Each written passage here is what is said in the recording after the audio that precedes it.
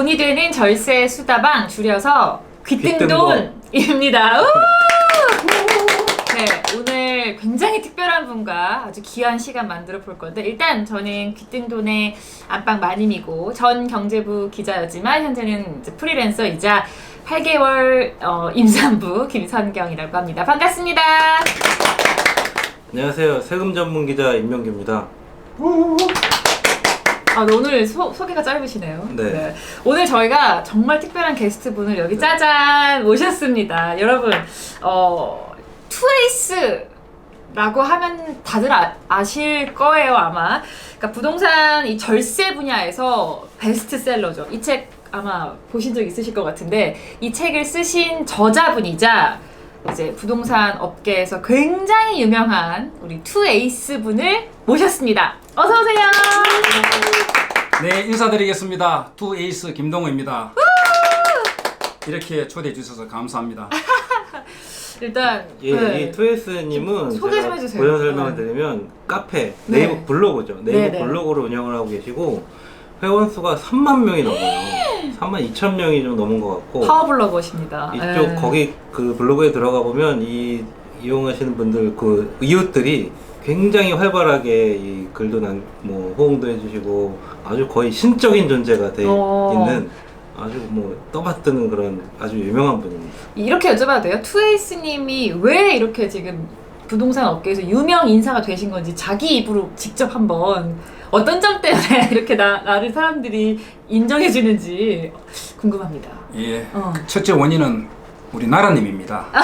예, 세법을 많이 바꾸었거든요. 너무 많이 바뀌어가지고 네. 부동산 세법을 모르고는 너무 어려워요. 제대로 된 수익률을 올릴 수가 없습니다. 맞습니다. 예, 그리고 부동산 세법이 최근에 KBS는 뭔가면은 미적분보다 어렵다. 동아일보는 난수표가 되어버렸다. 그것도 이제 주택이 여러 채가 아니고 한 채를 가진 분도 이제 어렵게 이제 세법이 개정되어 있습니다. 그러다 보니까 방금 소개해 주신 대로 제 부동산 절세 기술이 책이 많이 팔리게 됐습니다. 그래서 제가 인기가 좋아진 것 같습니다. 지금 이 절세 기술 10만 부 이상 팔렸다는 데 맞습니까? 아닙니다. 아닙니까? 예, 지금까지 인쇄된 부서가 이제 39,000부인데 지금 일단 스톱이 됐습니다. 왜냐하면 개정판이 또 준비 중이군요. 나왔거든요. 예. 장애도 너무 많이 바뀌어가지고 지금 원고는 탈고는 끝났습니다. 이제 약 한 달 정도의 작업을 거치면은 완전 새로운 책이 나올 것 같습니다. 많이 기대해 주십시오. 3년 연속 세금 분야 베스트셀러 이렇게 쓰여져 있고요. 자, 저희가 이 책을 이렇게 열심히 읽으면 물론 좋겠지만 오늘 안 읽어도 확실하게 알 수 있게끔 귀등으로만 들으셔도 확실하게 알 수 있게끔 저희가 투에이스님을 아주 쏙쏙 뽑아 먹어보도록 하겠습니다. 사실 그 투에이스님이 임대 사업도 하고 계신 지금 현재 그쵸? 유명하시죠? 그래서 진짜 좀 살아있는 임대 사업을 해야 되나 말아야 되나부터 해서 이쪽 세금 분야에 대한 좀 절세 기술들을 좀 많이 살아있는 그걸 제대로 들으실 수 있을 것 같습니다. 투에이스님이 또 유명한 이유가 집을 100채 이렇게 갖고 있다. 그래서 임대사업계에 살아있는 전설이다. 이런 얘기도 있는데 이것도 맞습니까? 100채는 아니고요. 제가 최고 등록 많이 했던 주택수는 77채입니다. 77채. 예, 그런데 그렇게 비싼 강남의 아파트는 아니고요. 옛날에는 저 인천이나 부천 쪽에 빌라가 그 당시에 한 1,000만 원 주면은 한 채를 살 수 있었습니다.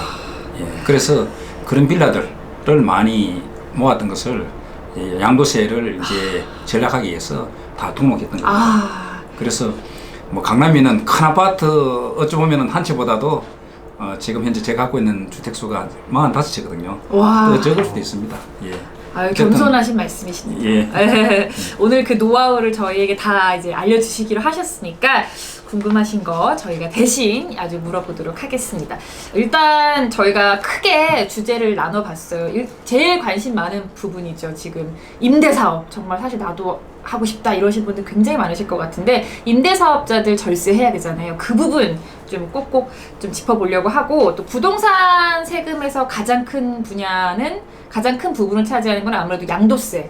그쵸? 양도소득세 그리고 갖고 있음으로써 그냥 내야 하는 보유세 이것도 다 절세 방법이 있다고 하고 말씀하신 것처럼 이번 정권 들어서면서부터도 굉장히 여기가 많이 바뀌고 있잖아요. 오늘 그 부분을 짚어볼게요. 일단 첫 번째로 임대사업 임대사업. 임명규 네. 기자님도 임대사업자 하고 싶으시잖아요.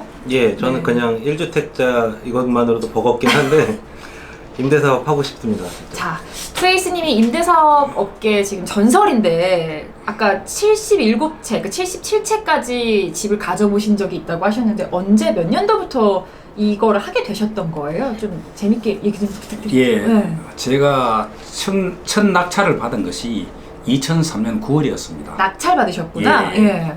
이제 경매를 배워가지고 낙찰을 받았는데 저는 이제 98년도에 이제 은행에서 이제 IMF가 터져서 네. 이제 희망퇴직을 하게 되었습니다. 아. 그래서 5년 동안 여러 가지 일을 했습니다.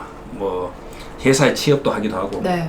또 그때 한창 벤처 붐이 일어났기 때문에 벤처 회사하고 그 벤처에 자금을 대주는 킵다리 회사하고 연결시켜주는 소위 말하면 그 부티크라고 합니다. 그거를 예, 우리 화장을 한다는 또 마찬가지로 네. 그런 회사도 한번 운영해봤고 이렇게 하다가 이제 마지막에 이제 경매에 관계되는 이제 오리엔테이션을 받았는데 그게 제가 좀 필이 꽂힌 거예요. 그때 그 오리엔테이션 할 때 그 강사님이 아주 재밌는 얘기를 하더라고요. 어떤 얘기인가요? 예, 첫째는 뭔가면은 질문을 했는데 경매락 하는 것이 결국은 없는 사람들의 고해를 짜는 그런 나쁜 직업이지 아니냐 라고 그때 그 이야기를 한 거예요. 네. 근데 놀랍게도 그분의 대답은 그게 아니라는 겁니다. 오. 왜냐하면은 우리가 경매로 낙찰을 받은 것은 어쨌든 제가 더 많은 금액을 더 적었기 때문에 낙찰된 겁니다. 그러면 1등과 2등의 차이가 만약에 1,000만 원이라고 칩시다. 그럼 그 1,000만 원만큼 어떻습니까? 채권자한테 그만큼 채무를 더 갖게 되는 거고 또 만약에 채무자 같으면 빚을 갚아주는 거고 또 시업자 같으면 배당을 더 준다는 겁니다. 그러니 경매받은 사람들은 결과적으로 나쁜 짓이 아니고 어쩌면 자본주의에서 필수적인 돌아가야 될 일을 해주는 아주 윤활유 같은 일이니까 괜찮다 이렇게 했기 때문에 제가 사실은 그전 4년 전에도 경매 교육을 받았을 때는 그런 것 때문에 안 했었거든요. 근데 그걸 받고 제가 자신감 있게 경매를 해도 되겠구나 해서 출발한 겁니다. 그래서 첫 번째 경매 2003년? 예, 그때 그렇습니다. 받은 게 어디 예, 물건이었어요? 그 서울대 입구역 오, 근처에 서울에. 있습니다. 예. 오. 저는 그 당시에 이제 경매 교육을 받고 있었습니다. 2달 과정을 받고 있는 도중에 다른 분들은 이제 경매 끝나고 이제 낙찰을 받으러 했는데 저는 생각을 달리 했습니다. 경매라는 과정을 한번 내가 한번 직접 겪어보자. 겪어보자. 예. 그러면 큰 돈 들이는 거 말고 저렴한 가격으로 낙찰을 받아서 쉽게 말하면 한 바퀴 돌려보자는 거죠. 낙찰을 받아서 그 있는 사람도 내보내고 또 세도 놓고 그래서 그때 그 인근에 있는 오피스텔 이 지하 상가를 제가 주목을 했습니다. 그 땅이 한 평이었거든요. 네. 그러면 서울대 입구역 근처에 있는 땅이면은 평당 한 5천만 원 가지 않겠나. 예. 그것이 감정가가 5천만 원인데 많이 떨어져가지고 1,200만 원까지 떨어진 거죠. 그걸 낙찰 받으신 예, 거예요? 단독 낙찰 받은 겁니다. 대단하시다. 예, 그래서 그 낙찰을 받아서 이제 과정을 다 깨게 된 거죠. 거기에 계신 사람도 내보내고. 예. 네. 근데 사실은 그 오피스텔이 저하고 지금 인연이 아주 깊습니다. 네. 지금 제가 그 오피스텔 관리단에 감사를 8년째 하고 있습니다. 예. 그때 낙찰가 1,200 받았는데 지금도 보증금 500에 네. 30만 원 세를 놓고 있거든요. 그럼 700 투자하고 한 달에 30만 원이니까 수익률이 괜찮지 않습니까? 괜찮습니다. 예.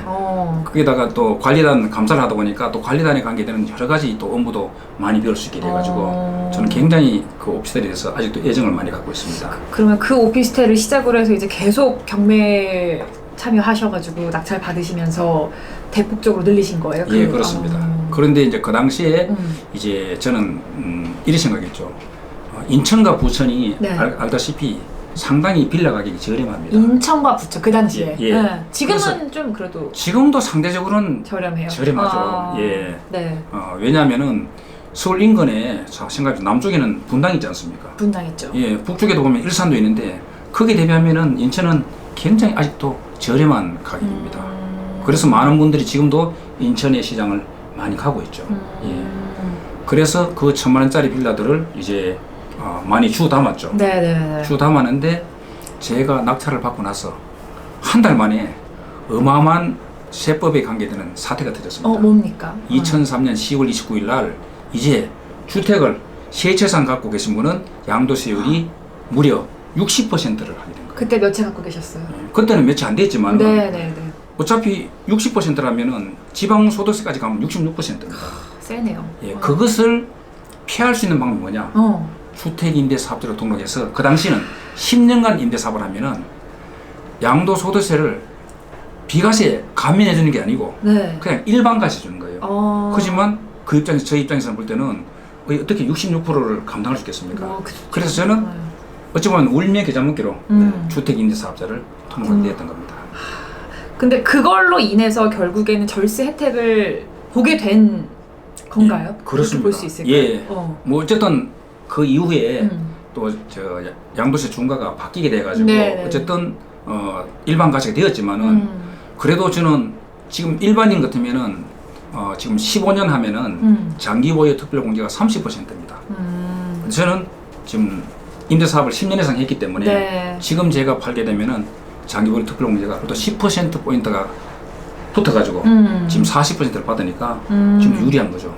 임대사업자들 절세할 수 있는 혜택 그 비법은 조금 뒤에 바로 또 정리를 해보고 이왕 나온 김에 저 궁금한 게 임대사업을 보통 하신 게 아니라 대단히 많이 하셨고 잘하셨잖아요. 그러니까 좀 그 팁도 좀 알려주시면 좋을 것 같아요. 임대사업 그냥 막연하게 뭐 역세권에 집 하면 되지 않을까? 막 이런 생각 하는데 어떻게 접근하는 게 임대사업을 잘 할 수 있는 건지 좀 노하우 이런 거 있을까요? 노하우는 따로 없고요. 어쨌든 이제 과거 경험을 봐서는 투자 금액이 적은 거는 결과적으로 수익을 많이 올리더라고요. 투자 금액이 적은 거? 예, 그러면은 이제 하나 예를 들면은 과거에는 1,000만 원짜리 갭이 엄청 많았습니다. 네. 2014년, 네, 15년도에. 그러면 1,000만 원짜리 갭 투자해서 만약에 5천만 원 수익이 오르면 500%인 거예요, 수익률이. 그런데 만약에 5천만 원 갭을 투자해가 5천만 원 오르면 어떠십니까? 수익률이 100%거든요. 네. 그래서 첫째는 투자 금액이 최소화될 수 있는 지역을 이제 찾아야 되는 거죠. 네. 예, 과거에는 그 찾기가 좀 힘들었습니다. 그런데 요즘은 네. 그런 프로그램들이 많이 나왔어요. 뭐 예를 들면 랭구님의 집사 플러스 집을 사는 거죠. 또 뭐 시루님 같으면 고집, 예?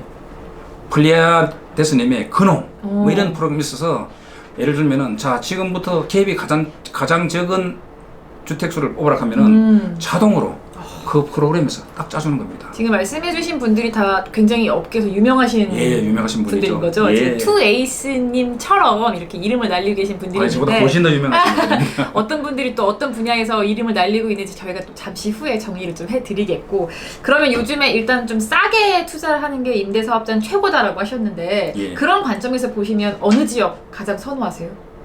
지역은 첫째는 요즘은 좋게 서울 지역이 좋죠. 네, 지금도 비싸잖아요. 저한테 서울 지역 투자라고 막 권유오는데 네. 저는 못합니다. 왜? 투자 금액이 뭐 3억, 뭐 4억 이렇게 되거든요. 네네네. 물론 투자하면은 앞으로 기대수익이 많지만 투자금이 너무 크단 말입니다. 저는 과거에 1,000만짜리 투자한 아주 네. 쪼막손이거든요. 큰 손이 아니고. 그렇기 때문에 그런 거 말고 지금도 이제 다른 지역에 네. 그런 것들이 또 많이 있어요. 예. 이제 그런 지역들은 이제 아까 이야기한 그런 프로그램을 통해서 보시면 많이 되거든요. 예. 알겠습니다. 저도 1,000만 원짜리로 임대사업 시작할 수 있다는 얘기 들으니까 물론 갭 투자긴 하지만 좀 정말 우리도 할 수 있지 않을까 이런 생각이 들기도 하는데 예, 이게 정말 대단한 게 저는 그런 생각도 들어요. 계속 10년 전에 그 2003년에도 12구 대책 그때부터 세금이 굉장히 무거웠는데 정면으로 임대사업자를 돌파하면서 그러니까. 다주택을 소유했다는 거. 지금도 상황은 비슷비슷하거든요. 그러니까요. 거기서 아마 팁이 숨어 있지 않을까. 그러니까 저희가 역사를 통해서 교훈을 얻는 것처럼 이미 한번 경험을 해보셨잖아요. 그러니까 지금 저희도 지금 교훈을 얻을 수 있을 것 같아요. 네. 그러면 임대사업 지금 하시는 분들도 관심일 거고 이제 하려는 분들도 관심이실 텐데 임대사업의 가장 이제 부담스러운 부분이 임대사업자 등록을 한다거나 뭐 이랬을 때 이제 세금을 좀 뭐 많이 내지 않을까. 특히 이제 올해부터는 임대 사업자들 중에서 수입이 이제 2천만 원 이하인 집주인들, 그러니까 월세가 크지 않게 세주는 사람들까지도 이제 세금 다 내게 하는 그 바뀌었잖아요. 그러니까는 이게 과연 절세 효과가 있겠느냐. 그리고 오히려 등록하면은 보험료가 올라서 효과 없을 거다. 이런 되게 의견이 많아요. 여기에 대해서 좀 명쾌하게 해답을 좀 주시죠. 예, 네. 첫째는 2천만 원 이하 임대소득 하시는 분은 사실은 세금이 그다지 없다고 보면 됩니다. 제가 생각할 때는. 자, 2천만 원까지는 현재 분리과세거든요. 네. 물론 분리과세와 종합과세 중 유리한 걸 선택하게 되어 있습니다. 네. 자, 그럼 2천만 원 봅시다. 그럼 2천만 원이면은 이제 나라에서는 특별하게 분리과세 하면서 원래 임대사업 하면은 비용 떨기 별로 없어요. 네. 물론 뭐 이자도 있고 뭐 있지만은 그거를 무려 60%를 아무 장부도 없이 비용을 인정해 주는 겁니다. 그러면 내가 2천만 원 같으면은 60%의 경비를 떼면은 내가 소득액은 얼마인가 하면은 어떻습니까? 800만 원이거든요. 네. 거기다가 끝나는 게 아니고 만약에 임대 소득에 다른 종합소득 금액이 2천만 원 이하인 경우에는 400만 원을 또 공제해줘요. 그럼 800만 원에서 400만 원 공제하면은 400만 원이 과세 표준이 됩니다. 네. 거기서 확 떨어지네. 예, 14%를 곱하거든요. 네. 물론 이제 지방소득세 2.4% 포함되지만 예. 그러면 400만 원 14% 같으면 56만 원입니다. 그 정도는 예. 뭐. 네. 거기다가 또 이야기하겠습니다. 거기다가 만약에 8년짜리 네. 장기 일반 민간주택 옛날 이름으로 하면 준공공통으로 하면은 거기서 75%를 깎아줘요. 그거 얼마입니까? 돈 낼 거 별로 없어요. 2천만 원 이하 분들이 예. 등록하는 게 훨씬 이득이다. 아니 등록 안 한 분도 또 마찬가지입니다. 등록 안 한 분 물론 등록 안 한 분은 차등을 줍니다. 첫째는 이제 경비율을 아까는 60%를 줬는데 네. 이건 50%. 50 조금 예. 차이 나네요. 그럼 네. 2천만 원은 50%에 1천만 원이지 않습니까? 네. 그리고 추가로 공제하는 금액이 등록한 사람은 400만 원인데 안 한 사람은 200만 원이거든요. 그럼 800만 원 아닙니까? 그죠? 네. 예. 거기서 14%. 그럼 112만 원. 자, 연간 2천만 원 수익 나오는데 1년에 112만 원. 한 달에 10만 원도 되지 않지 않습니까? 오히려 뭐 그 등록 안 하더라도 2천만 원까지는 생각보다 세금이 적지 않다는 거죠. 그럼 그보다 많이 이제 임대 소득을 올리시는 분들은 예, 올리시는 분은 이제 아까 건강보험하고 연결시키겠습니다. 아까 저기 이야기했지만은 1,000만 원까지는 신경 쓸 필요가 없어요. 네. 왜냐하면 1,000만 원 하면은 거기서 60% 곱하고 네. 거기서 400만 원 빼면은 임대 소득 금액이 제로가 돼요. 어. 그러니까 건강보험의 조건 중에 하나가 뭔가 하면 사업자 등록을 했을 때는 소득세가 제로인 경우에는 그대로 건강보험료 추가되지 않고 피보험자 자격이 유지됩니다. 그럼 등록하신 분은 1,000만 원까지는 신경 쓸 필요 없고 등록 안 한 사람은 400만 원입니다. 400만 원에서 미등록자 50%를 곱한 금액에서 네. 추가 공제 200만 원 빼면 제로가 되거든요. 그러면 등록한 사람은 1,000만 원, 안 한 사람은 400만 원까지는 건보료를 신경 쓸 필요가 없습니다. 그런데 만약에 1,000만 원에서 2천만 원까지 된 분이 있을 거 아닙니까? 네네. 그분들은 또 등록하면은 앞으로 8년 임대하면은 무려 건강보험 80%도 감면해줘요. 8년 임대할 경우. 아. 그래서 2천만 원까지는 사실은 그렇게 신경 쓸 필요가 없다. 저는 그렇게 생각합니다. 그동안 저희가 임대사업을 한 2번인가 방송을 네. 녹음을 한 적이 있는데 그때랑 좀 이게 느낌이 다른 게 그때는 임대사업을 하면 절세가 굉장히 많이 된다 이런 쪽에 초점을 맞췄는데 네네네. 오늘 이제 임대사업 직접 이제 많이 해보시는 네. 입장에서 보면 그 정도 세금은 내도 된다 이런 말씀을 해주시니까 뭔가 다른 또 이 시각이 보이는 것 같아요. 예, 왜냐하면 네. 아니 아까 말했듯이 저게 그렇게 덕을 보고 나의 의무가 이제 큰 의무가 두 가지지 않습니까? 예를 들면은 임대료를 5% 이상 올리지 못한다고 합니다. 네. 예, 의무 임대 기간 동안. 네, 맞아요. 예. 그런데 지금 국회의 계류적인 부분들은 뭔가 하면은 임대 의무 기간뿐 아니라 양도할 때까지 계속 지켜야 된다는 법안이 올라가 있습니다. 그러면 어쩌면 제 같은 경우는 죽을 때까지 다 지켜야 된다는 게 나오거든요. 네.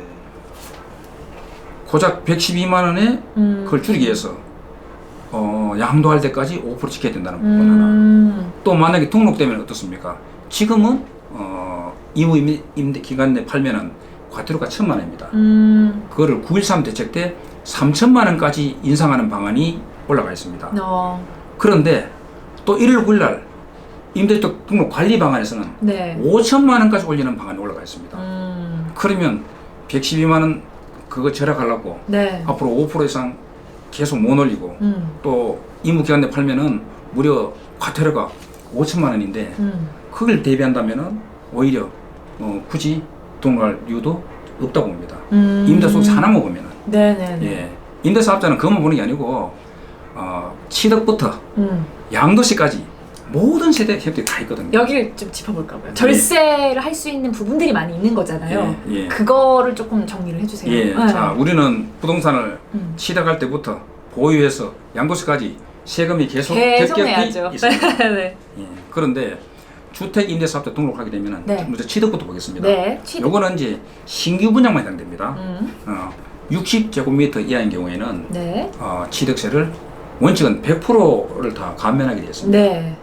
근데 나라께서 그러니까 좀 이렇게 너무 많이 깎아주는 것 같았나 봐요. 예. 그래서 최저 한세를 만들었어요. 네. 그래서 100%는 너무하다. 그 납세자도 좀 성의표시 해라 해가지고 15%는 납세자가 내게 납세하는 됐습니다. 걸로. 예, 그래서 85%를 감면하는 셈이 된 네. 거죠. 근데 그거는 60조금이 이하입니다. 네. 그건 가액이 없어요. 네. 예. 그다음 두 번째 이제 재산세는 이제 면적에 따라서 이제 세제 혜택이 또 하나씩 다 있는 거죠. 네. 예. 그다음 종합부동산세. 네. 우리 합산배제를 하지 않습니까? 네. 물론 그건 가액이 수도권은 네. 6억, 음. 수도권 밖은 3억이라는 조건이 있습니다. 음. 그다음 팔면은 양도소득세. 음. 만약에 장기 일반 민간주택 준공공으로 만약에 등록하면은 8년간 하면은 장기 보유 투표 공제를 50%, 10년간 하면 7%를 깎아줍니다. 70%를. 이 왜 큰가 하면 이 소득세 누진가시거든요. 네. 자, 3억 같으면은 3억에 대한 양도소득세 40%는 합니다. 네. 근데 예를 들면은 그 70% 깎아주면 9천만 원이잖아요. 네. 그러면 고작 어떻습니까? 그 24% 조금 더 내거든요. 그래서 굉장히 큰 거죠. 또 만약에 일몰의 대회가 끝났습니다만은 아직도 그 분양권이면 할 수 있거든요. 네. 취득한 지 석 달 이내에 임대주택 등록해서 10년간 임대사업하면은 양도소득세액에서 100%를 다 깎아줘요. 물론 그 100% 감면액에서 20%는 농어촌 특별세는 내게 되어 있습니다. 임대사업자 등록을 하면은 이제 말씀하신 것처럼 취득부터 이제 뭐 재산세, 종부세 관련해서 모든 세금 관련해서 이제 절세 혜택이 있는 부분들을 지금 짚어주신 예, 거잖아요. 그렇습니다. 저희가 지금 임대사업자 관련해서는 지금 크게 이렇게 다뤄봤는데 마지막으로 그 수강생분들이나 임대에 관심 많으시잖아요. 워낙 예. 뭐를 제일 궁금해하시고 뭐를 제일 팁으로 항상 알려주시는지 요거 하나 기억해라. 하나. 요즘 이제 제일 질문 많이 오는 것이 과태료입니다. 과태료. 예. 과태료가 요즘 가장 큰 관심사예요. 어떤 과태료? 임대료 5%? 예, 5% 상한 과태료뿐만 아니라 또 임대차 계약 신고가 계약일로부터 90일 이내에 해야 되거든요. 90일 이내? 예, 이런 부분들이 또 과거에 안 한 분들이 또 많이 있거든요. 왜냐하면 이것이 홍보가 제가 볼 때는 좀 제대로 되지 않아서 네. 몰라서 그런 분이 많습니다. 예. 과거의 것도 지금 일괄 적용이 다 되는 거예요? 예, 그렇습니다. 네네. 그런데 이제 현실은 지자체에서 아직까지 그거를 과태료를 이제 물고 있지는 않습니다. 네. 저는 이렇게 얘기합니다. 과거는 어떻게 어쩔 수 없고 네. 앞으로부터는 잘 이제 숙지해서 해야 된다. 그 요즘 일부 구청에서는 그래서 임대사업자 등록하면은 유의사항을 나눠줘요. 그 임대사업자. 네. 특히 영등포 구청은 아주 잘하시더라고요. 거기 나눠주면서 밑에 네. 사인을 받더라고요. 이 유의사항에 대해 가지고. 네. 예, 그렇게 해야 되거든요. 가장 최근에 2월 27일 날 이런 법이 바뀌었습니다. 묵시적 갱신 있지 않습니까? 묵시적 갱신. 묵시적 갱신, 네. 예를 들면 2년 만기됐는데 서로가 합의보고 그냥 계약서 안 쓰고 네네네. 지나가는 거. 그죠? 그것도 앞으로는 신고를 하게 돼 있어요. 그런데 어. 그것도 만약에 임대차 계약 신고를 안 하게 되면은 네. 그 과태료 1차 500만 원이거든요. 어. 이런 것들 일반 국민들 모르는 분 꽤 많아요. 되게 사소한 부분이지만 큰 과태료고, 예. 그렇죠? 지금까지는 그냥 지자체 지나갔는데 앞으로는 그런 것도 이제는 다 이제 문제가 될 수 있으니까 네. 제대로 이제 숙지를 해야 된다. 이게 제가 좀 당부드리고 싶은 말씀입니다. 알겠습니다. 임대 사업자 관련해서 일단 알아봤습니다.